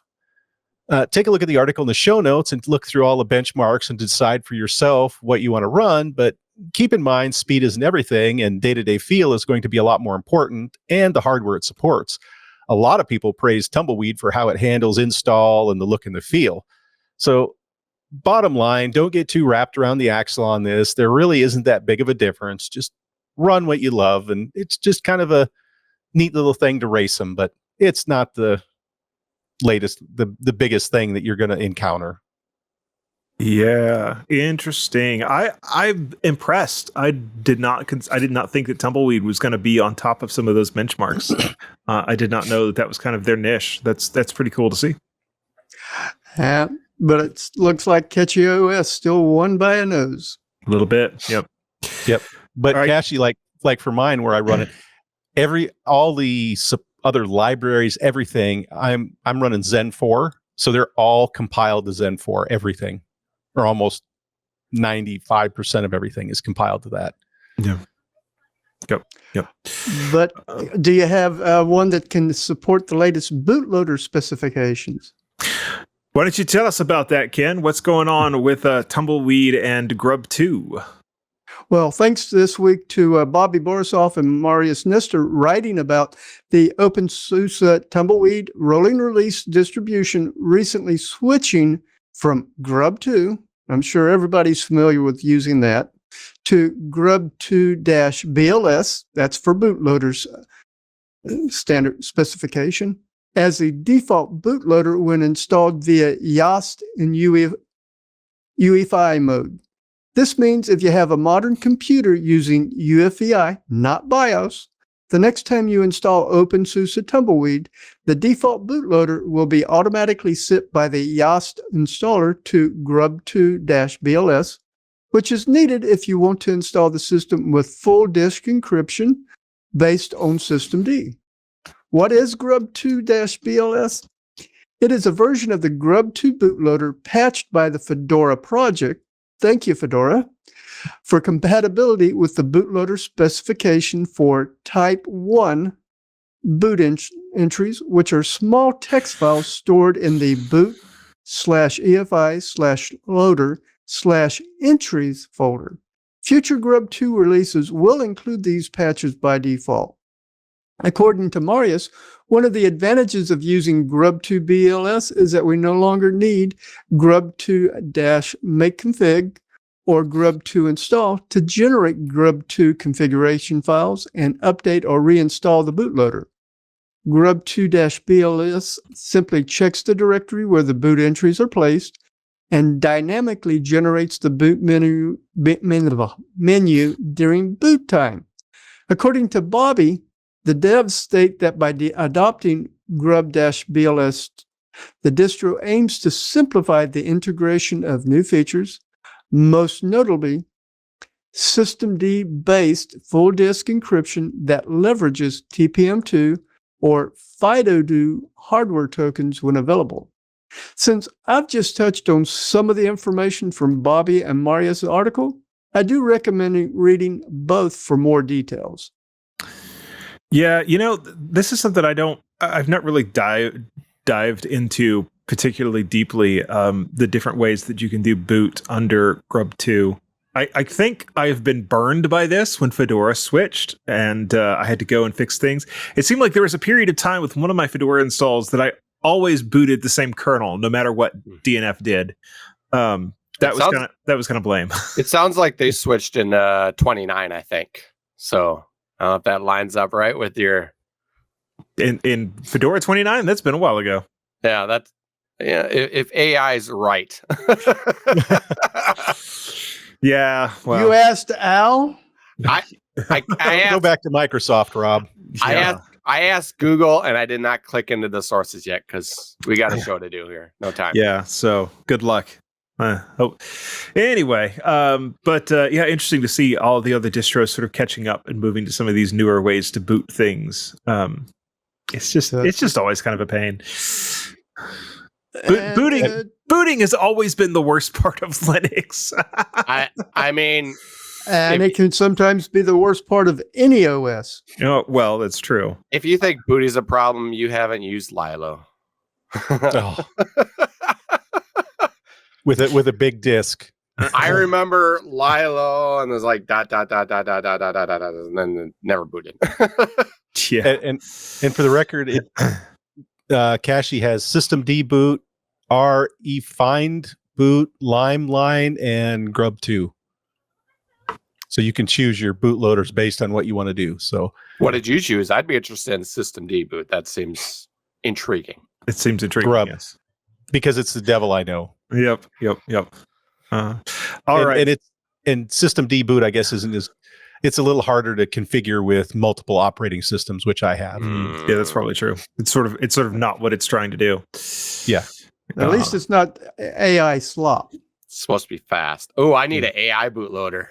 Yeah, so we've got one more story to cover, and this one is interesting. This one's got layers to it. It's like an onion. So this is it's a bit of a yelling match between the FFmpeg project and Google. And so the terms AI slop did get used. So the background here is, well, FFmpeg is basically anytime that you see anything video or audio, probably for that matter too, on the internet, it has gone through FFmpeg at some point along its journey. FFmpeg is just the library and tool for dealing with video. FFmpeg, the guys there, they sort of make it their goal to eventually support every video codec that has ever been. Like, if you have a video, they want FFmpeg to be able to play it, which means that there are a whole lot of these really old, really obscure video codecs that they've added support for, which is cool, but can sometimes cause problems. All right, so one of these old codecs is the Smush codec, which is something that LucasArts did back in the 1990s for some of their games. All right.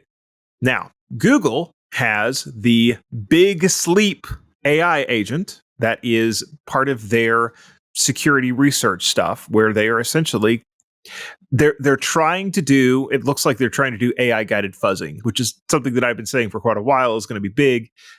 Google is buying into it, and they've got Big Sleep, and it is looking for bugs. It found a bug in the FFmpeg codebase, right? So this bug is actually a vulnerability. If you look into the details of it, let me find the exact try to find the exact bug. I had this link earlier, and now of course I can't find it. Anyway, it's a vulnerability. It's because of it's a use after free in the parsing of this one particular old video file. And the statement from FFmpeg is that it's a patch to fix an issue with decoding as we said, the LucasArts Smush codec, specifically the first 10 to 20 frames of Rebel Assault 2, a game from 1995. And so they sort of make this sound like this is such an obscure issue. It's only this one game. There's no way this would ever be used in an attack. This vulnerability is pointless. And I've got to say, that's not how this works. So when you talk about vulnerabilities, you cannot let yourself get into the mindset of nobody ever uses this, therefore we don't have to care that it's vulnerable. The question that you must ask is it possible for someone to use this? And so it doesn't matter that there's only one game that has ever used this particular feature of this particular codec. That's the wrong way to look at it. What you have to ask yourself is, at what point does the FFmpeg support this feature? Like, so the FFmpeg binary that is installed on everybody's computers, does it support this feature in this codec? And really where it becomes even more important is the FFm codec that is installed as a part of video transcription for web services. The FFmpeg binary that inevitably runs inside of YouTube, for instance, does it actually have inside of it the code to decode the Smush codec? That's really the question that you have to ask. And so it's entirely irrelevant that there are only 10 to 20 frames of video in the whole world that actually matters for this. That's just not the discussion, right? The point is that if somebody is really clever, they can write and in fact, if you click through to the actual vulnerability report, there's a Python script that tells you how to kit this bug. And so it is potentially a pretty serious security thing needed fixed. All right. Now, the other side of this, and this is something that I sort of know of firsthand, is reporting vulnerabilities, finding these super obscure vulnerabilities and reporting them to open source projects can be problematic, especially when it's not an open source project that is funded by a huge company. And so, FFmpeg, they have some professional coders, but also a lot of it is just people doing it because they want to do it. I don't know for sure what like their security team looks like, whether they've got people that are paid to do this or not. But I do know, I've seen it in other projects, getting vulnerability reports is not always helpful because sometimes it takes a lot of time to dig in and try to fix it. And essentially the ask that I've seen, the complaint and then the suggestion that I've seen is if somebody like Google is going to find these vulnerabilities, they really need to also go through and write the fixes. And when you report the vulnerability, also include a patch to fix it. That would be a more useful thing for all of these open source projects. Rather than just getting a huge backlog of CVEs, you have CVEs and you have fixes. And from what I've seen, that's a pretty legit statement. That's a pretty reasonable place to come from. That if Google really wanted to be helpful to the FFmpeg project, they would not just find CVEs, they would also pay a couple of engineers to help fix them.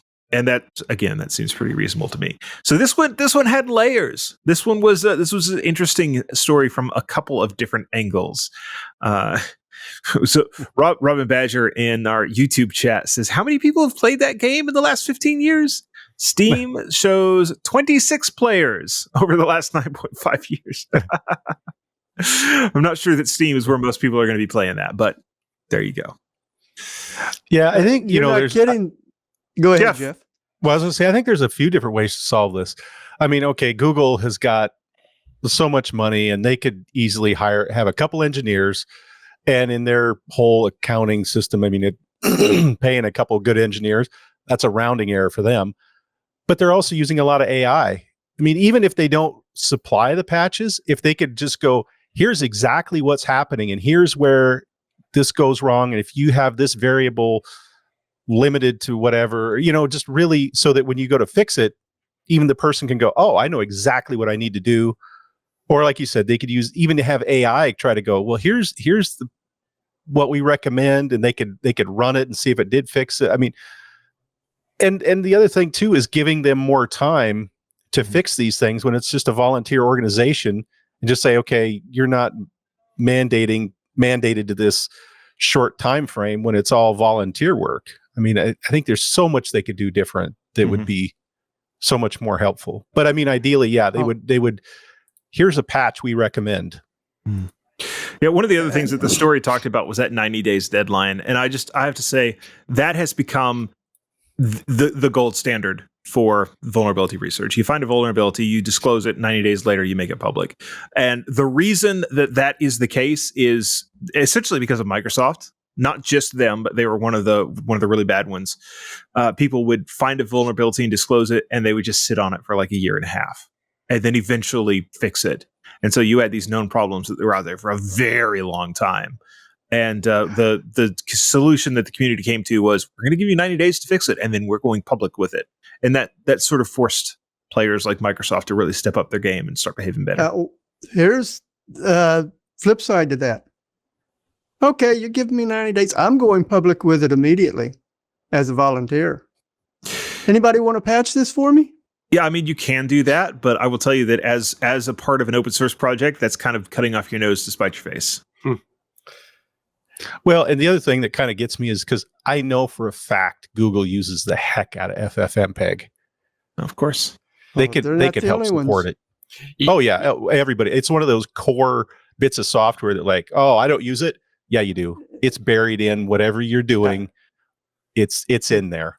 If you're watching YouTube, Netflix, Plex.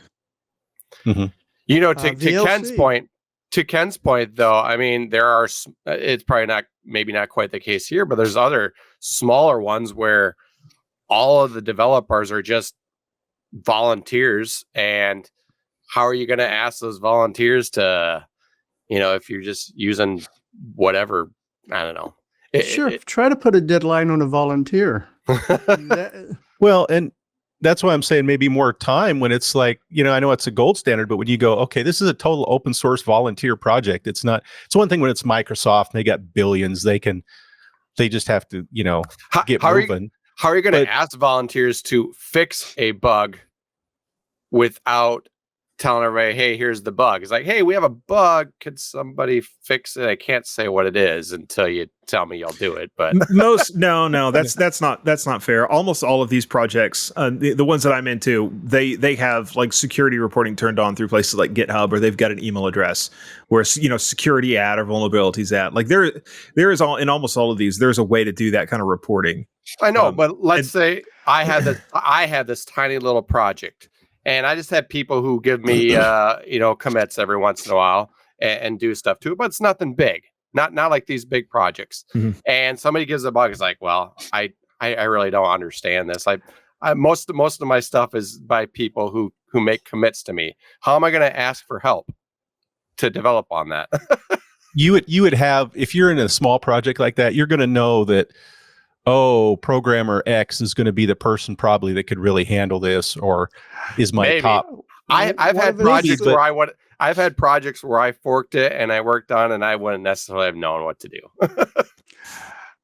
What if it's a one-man project? Yeah, the FFmpeg is not a one-man project. It is big enough that they've got a security I'm not saying this is a case. I'm just saying other cases where everything's in the open. Do you use libxml2? That one might be a one-man project. It is Nick Wallenhofer. I actually posted a link to where he's stepping down as the maintainer. Guess what all uses that? Yeah, a lot of things. But the thing, though, is if you got a one-man project, they're going to have programmed a lot of it, so they're going to understand how it works. Yeah, that'd be a lot easier if you're doing it all.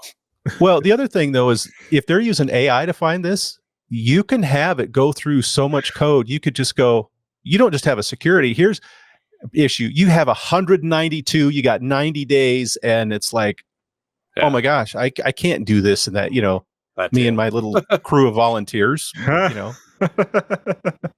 So there's a tweet from Mark Atwood, who apparently was working at Amazon at the time, and he said he had to prevent Amazon from accidentally being bullies to FFmpeg. And he says, I usually had to start each conversation with, they are not a vendor, there is no NDA, we have no leverage, and your VP has refused to help fund them, and they could kill 3 major project lines tomorrow with an email. So stop and listen to me. That's great. It's hilarious. It is. But like you said, there's layers to this. There's other projects that are being affected the same way. And let me pull up another link here. I don't know if you've had him on Floss Weekly, but who's that? Open source maintenance fee. We've heard of that. We've talked with a couple of those different places, like Tidelift. We've talked with a couple of times. I don't know if we've chatted with those guys in particular. But yeah, it's definitely an interesting. It's something that's being worked on. Like a lot of people are trying to fix this problem. I want to say Rob Minching. Yeah, he is one of the guys that is trying to fix it. I don't know. I'll take a look. I'll see if we can get them if they look to be good. But you know what? It is time It is time to jump into some command line tips. But before we do that, we are going to take a quick break. All right, Rob, let's go back, way back. What tool do you have for us? All right. So I'm off mute, right? Okay. So I just saw this story this week, and it brought me back, as he said, way back. A tool that I used to use many years ago. I'm talking. I probably first used it almost a quarter century ago. When you were a teenager? I wish I was. No, I was not a teenager. But anyway, I used to use this tool a long time ago to manage servers with the web GUI.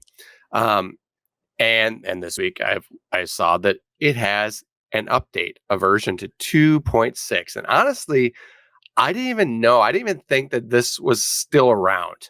So what I'm talking about is Webmin 2.6. Webmin, is it 6 or 600?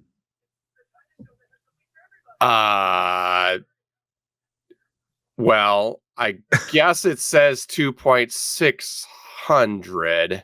How do decimals work? We'll talk after the show, exactly. Rob. It's not the math show. Let him use his fingers. It's okay. Continue, Rob. Yeah, exactly. Be quiet, Ken. So anyway, like I said, it's been a long time since I've used it. But with Webmin, you can do things like manage users and groups, create users, groups, set passwords, manage all those things, manage services, daemons, start, stop, things like Apache, Nginx, SSH databases, configure servers, web servers, mail servers, DNS, PHP, MySQL, Postgres, MariaDB, all those things, file servers, Samba, system configurations, networking, firewalls, cron, all that stuff, packaging, updates, file and disk management, and really much more, and almost anything.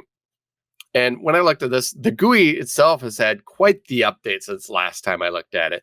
So, they're apparently not just making minor changes, because it, if I remember what it used to look like, it wouldn't be so hot with today's styles, but this looks pretty good.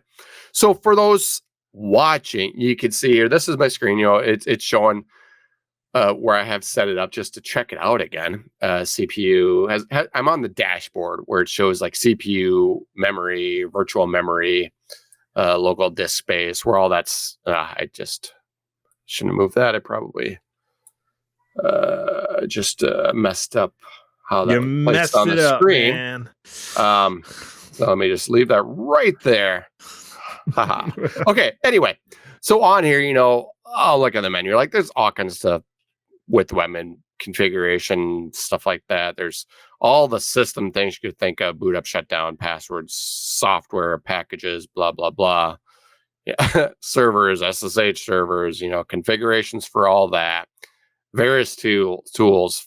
There's a file manager built right in, so you can do file stuff. There's a command shell tool, HTTP tunneling.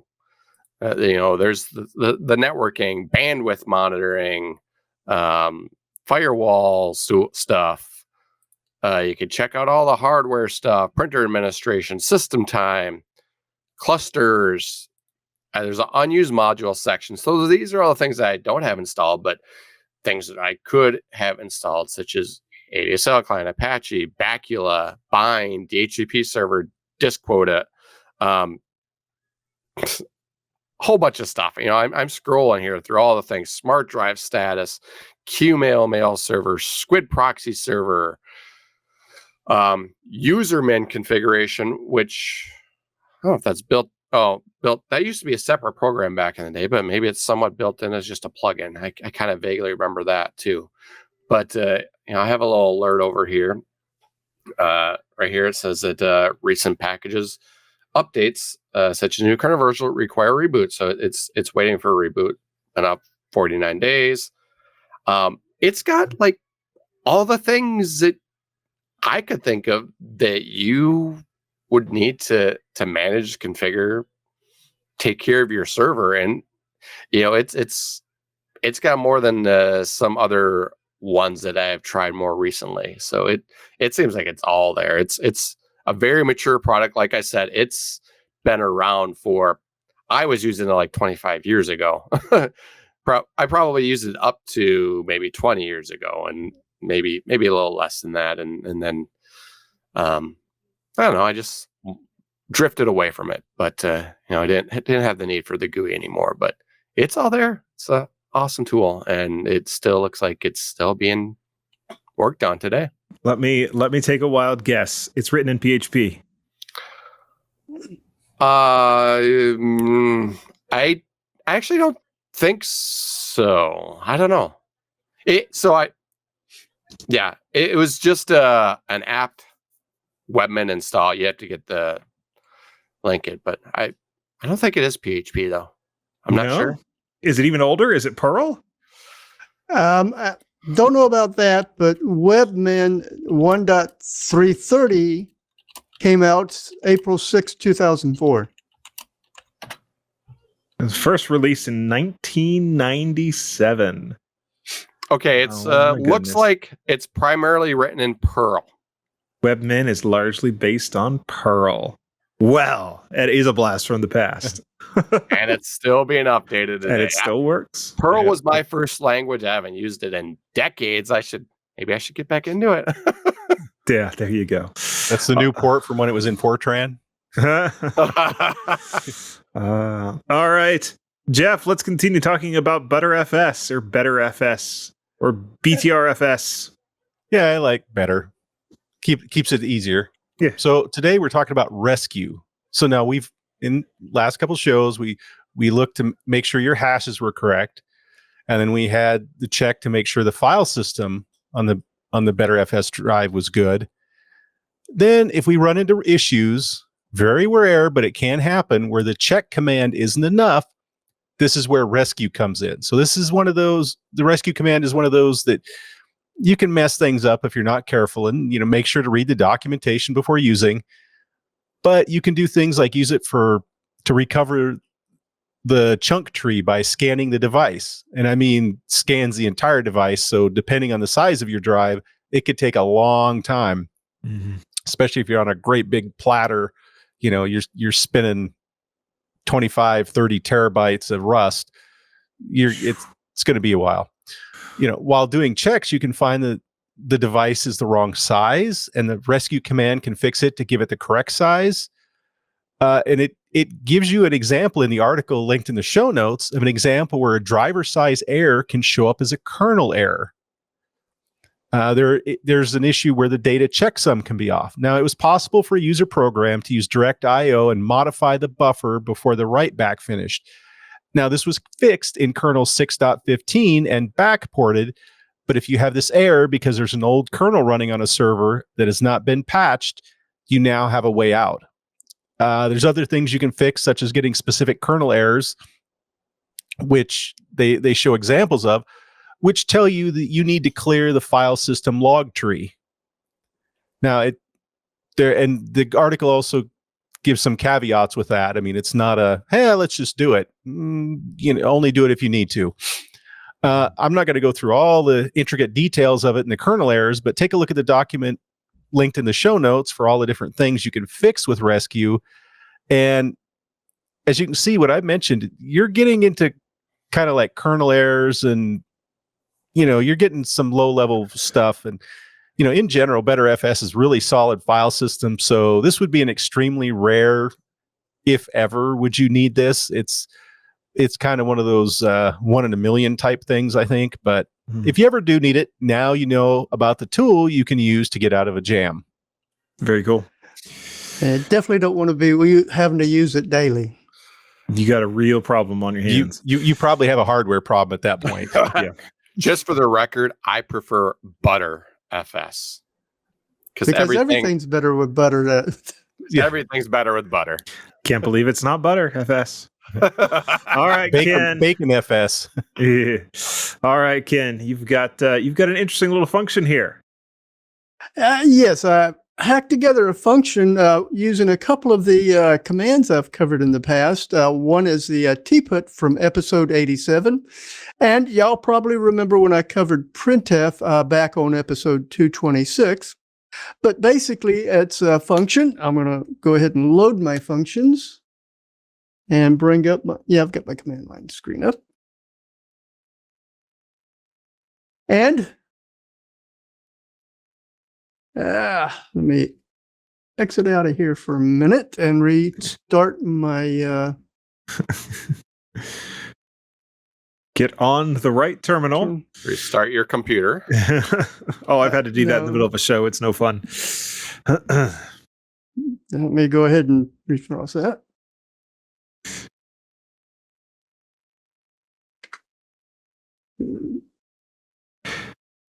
Okay, let me go back in and... Copy and paste again. Actually, no. Save those with the trap command out. Oh, commented out. Yeah. Yep. We don't necessarily need to trap. We don't need to debug tracking. I was going to save that for later so you could see how that would work if you were doing it. And there we go. How's that? Big enough? Yeah. Okay.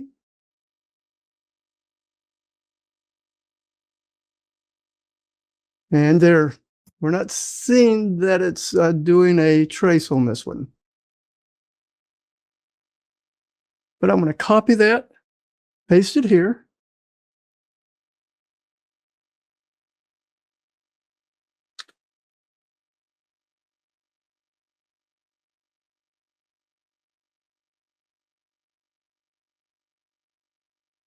I know it's a bit early for this, but... Merry Christmas and Happy New Year. That's what it does. It's fun. It's a blast from the past. But it just takes and does that. And the way it does that, if you look in the show notes, you'll see I've got the finalized function pasted in there for people to look at. Though, let me go ahead and get to another directory here so I can show you what the original one that I first got working looked like. Before, with a little assistance from Gemini CLI in trying to streamline it. Ken is vibe coding. Actually, the world is ended. Vibe coding. I had it working with this right here.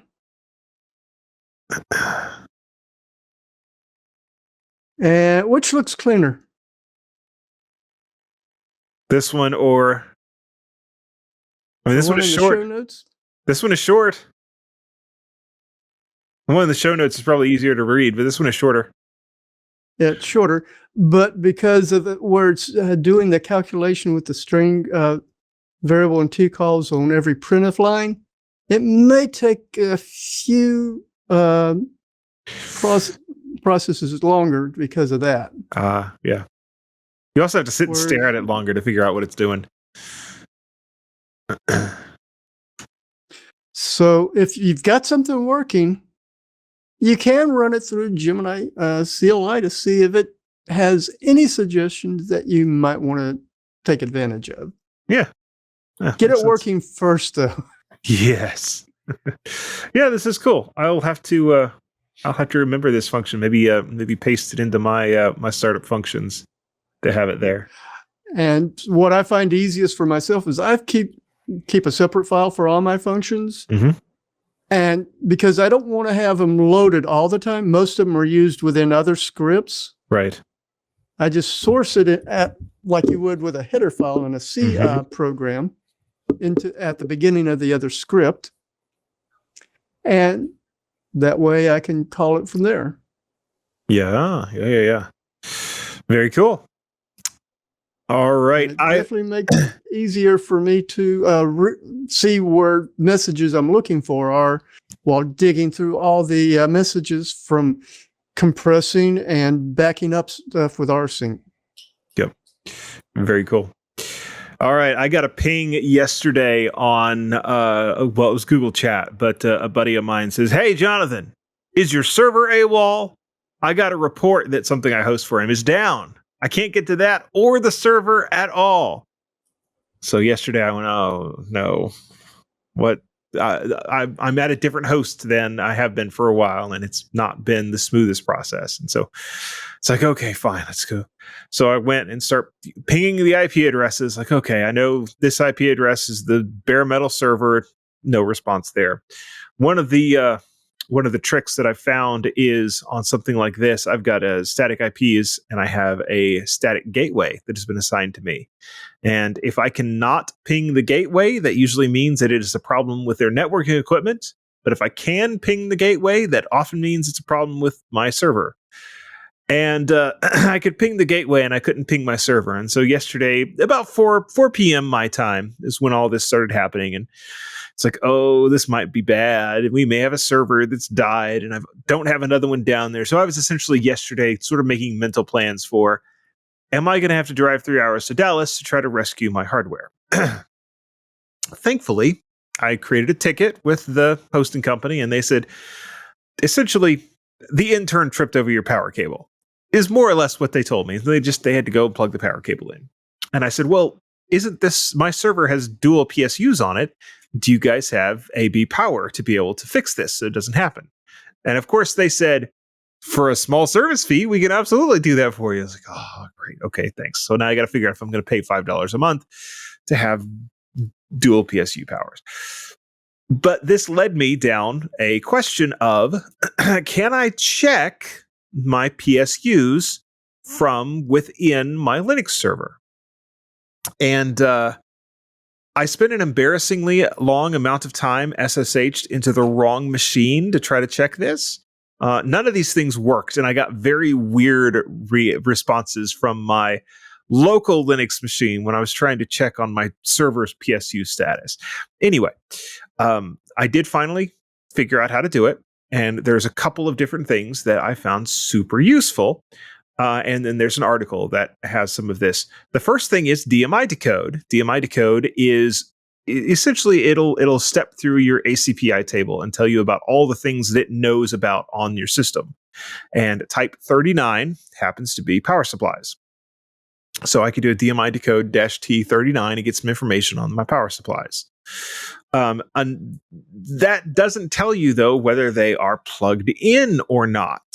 But there is a related tool that is IPMI tool, and this does something very similar. It will look for all of the IPMI stuff on your system and give you information about it.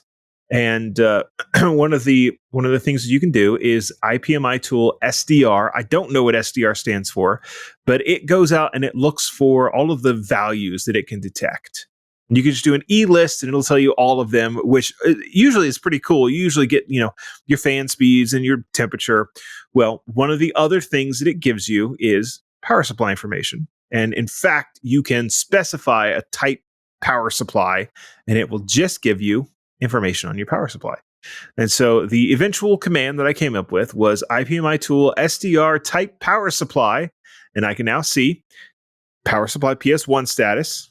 Everything's okay, but failure detected. I'm pretty sure that means that the cable's just unplugged.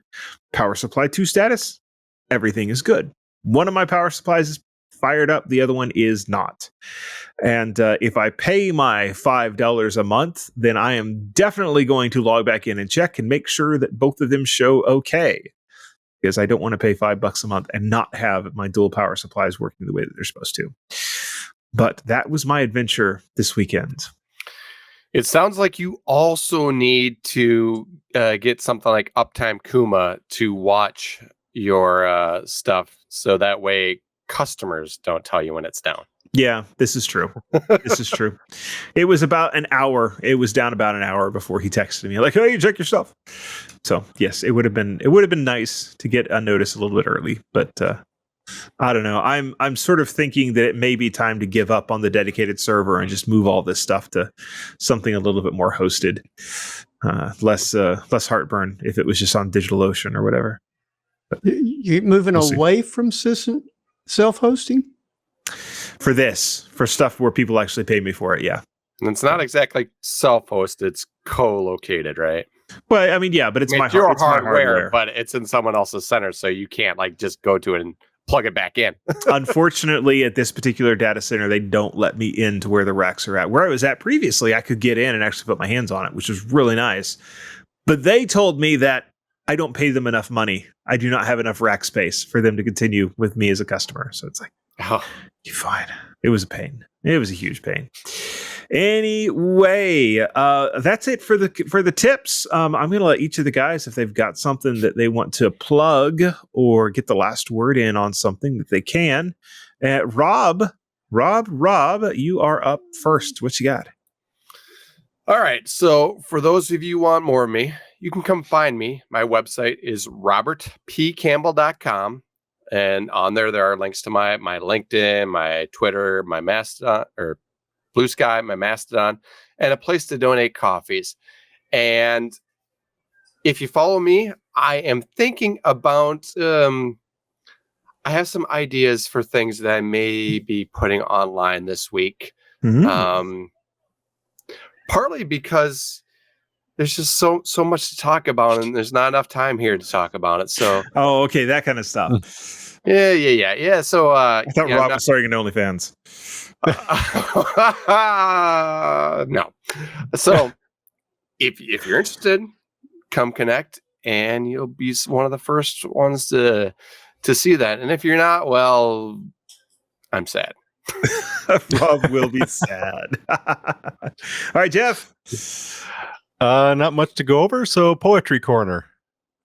Facebook socialize without fuss. The communications ride the serial bus. It's stored in the cloud, and they proclaim so loud, all your data are belong to us.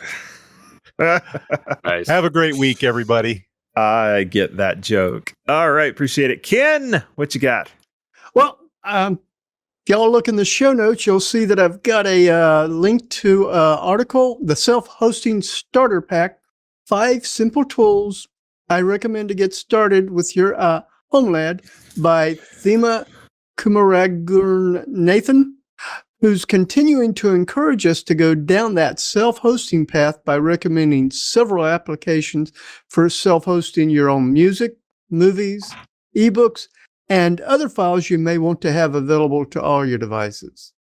Though, in the case of ebooks, I prefer Calibre. Yeah. Yep. All right, cool. All right, appreciate you being here, guys. It has been a lot of fun. If folks want to find more about me, there's, of course, Hackaday. That is where Floss Weekly lives at these days. That's also where my security column goes live every Friday morning. Come and check that out. We also have the Horror in the Cornfield. Our D&D game is going to finish up on Monday the 17th. So you may, if you're listening to this after it's been edited and released, you may barely be able to make it live. And if not, then look for that to come out in your Club TWiT feeds. It is a Club TWiT exclusive, at least for the first month. I don't know. It may go public after that, but it is, as far as I can tell, Club TWiT exclusive until then. And we're having a lot of fun with it, and would love to see everybody there from the Untitled Linux Show and check it out. We appreciate it. Thank you to everyone that both watch and listen, those that get us live and on the download. And we'll be back next week on the Untitled Linux Show.